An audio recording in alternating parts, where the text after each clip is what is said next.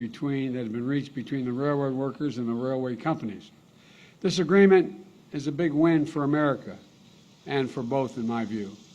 I want to thank the lead negotiators from the labor movement, the Brotherhood of Locomotive Engineers, the Trainmen, International Association of Sheet Metal and Air and Rail and Transportation Workers Union, and the other labor unions engaged.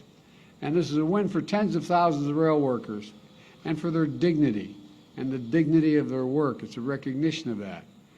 During these early, dark, uncertain days of the pandemic, they showed up so every American could keep going.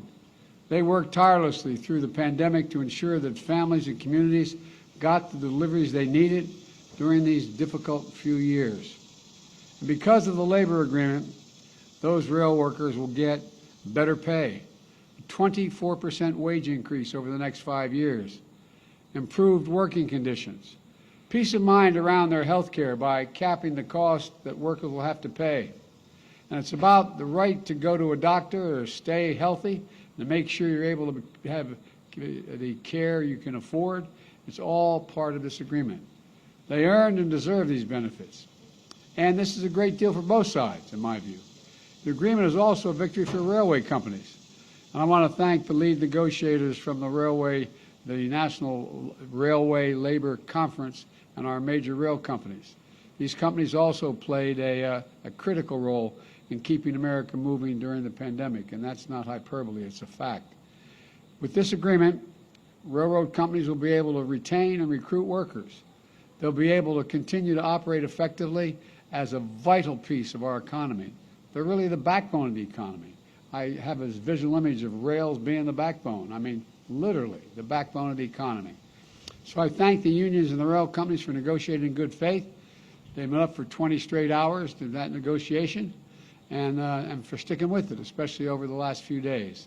In fact, the negotiators here today, I don't think they've been to bed yet, so I don't want to keep this very long, and they're having a stand besides. Together, we reached an agreement, you reached an agreement that will keep our critical rail system working and avoid disruptions of our economy.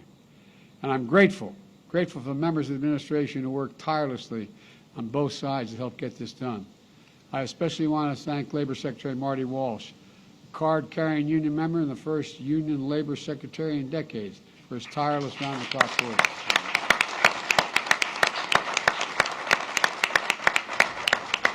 This agreement is validation of what I've always believed. Unions and management can work together for the benefit of everyone.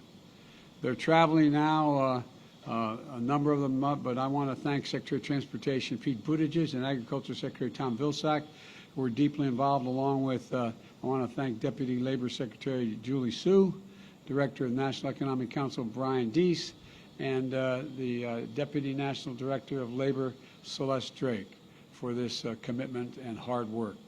To the American people, this agreement can avert the significant damage that any shutdown would have brought. Our nation's rail system is the backbone of our supply chain.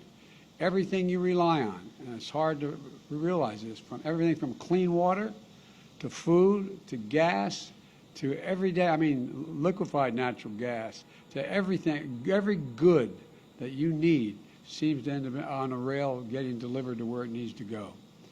With unemployment still near record lows and signs of progress in lowering costs, this agreement allows us to continue to rebuild a better America with an economy that truly works for working people and their families. Today is a win, and I mean this sincerely, a win for America. So I want to thank you all for getting this done, both business and labor. Thank you, thank you, thank you, and may God protect our troops. Thank you so much. Thanks. Mr. President, when will the railway system come back online? Mr. President, is it premature to celebrate before the unions vote? Mr. President, grocery prices are up over 13%. What do you tell struggling Americans? Rail's moving, it's not going to go up. The migrants? Are you confident the situation at the border is under control, Mr. President? Mr. President, is unpaid sick leave good for workers? What was the question?